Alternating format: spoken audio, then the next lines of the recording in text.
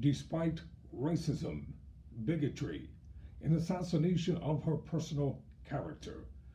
Judge Ketanji Brown Jackson has been confirmed as the first African American woman by the Senate to serve on the United States of the Supreme Court. Good evening. I'm Tyrone Bowman. This is Tyrone Bowman Tonight. Topic of discussion: the confirmation of Judge Ketanji Brown Jackson.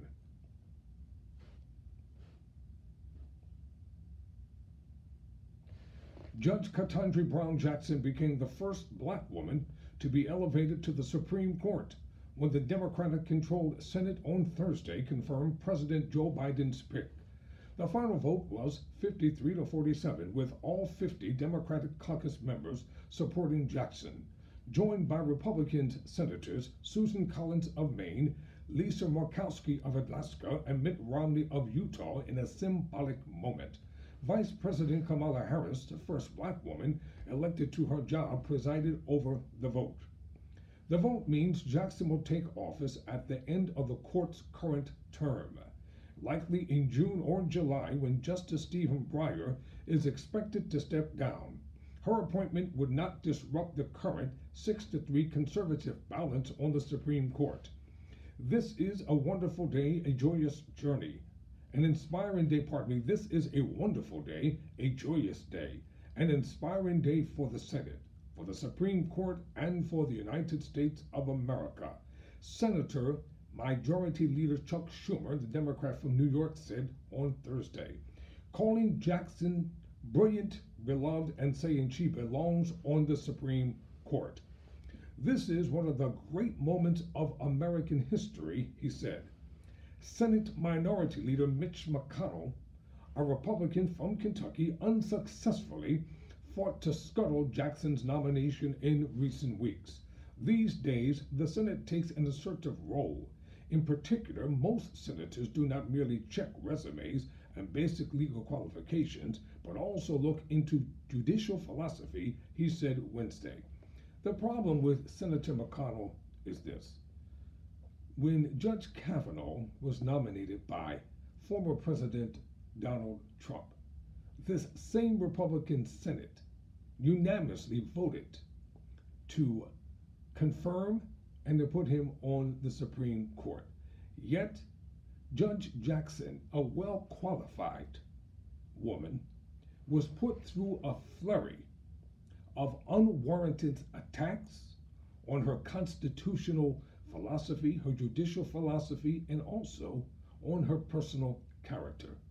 This was totally unjustified and unwarranted. McConnell and other Republicans have criticized Jackson, a judge on the United States Circuit Court of Appeals for Washington, D.C., for not embracing originalism, a framework of narrow constitutional interpretation popular in conservative legal and activist circles. Some have also accused her of having issued lenient sentences in cases involving child exploitation when she was a trial judge.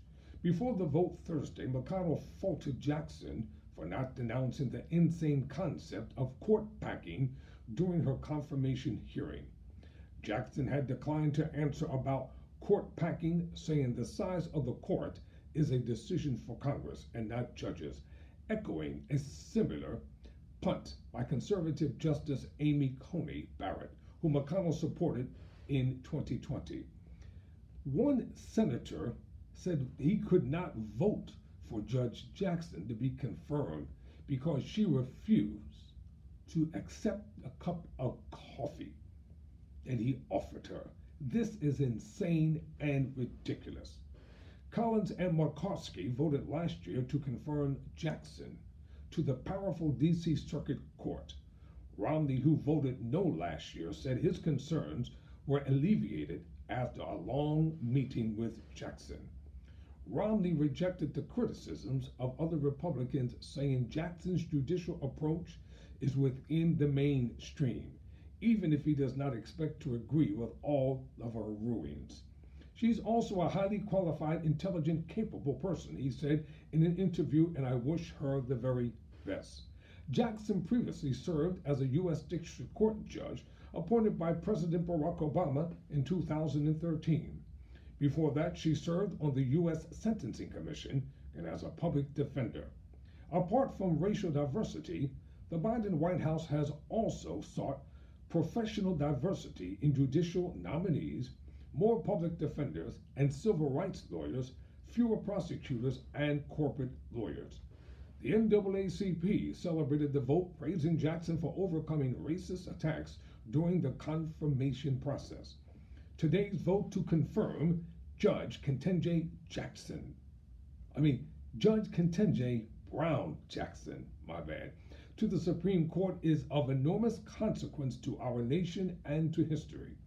After weeks and weeks of racist, misogynistic, and stomach-churning attacks, we cannot wait to finally call her Justice Jackson, NAAC President Derek Johnson said in a statement. The victory for Jackson, a favorite of progressives, puts a spotlight into the Georgia Senate runoffs in January 2021, when Democrats captured 2 Republican-held seats and secured control of the chamber with the slimmest possible majority. During the hearings, Senator Lindsey Graham, a Republican from South Carolina, indicated that Jackson would not have gotten through a Republican-controlled chamber.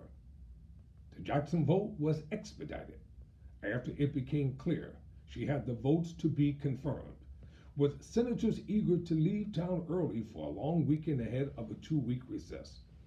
It was a much-needed political win for Biden, whose job approval ratings fell to 40% in recent NBC News poll.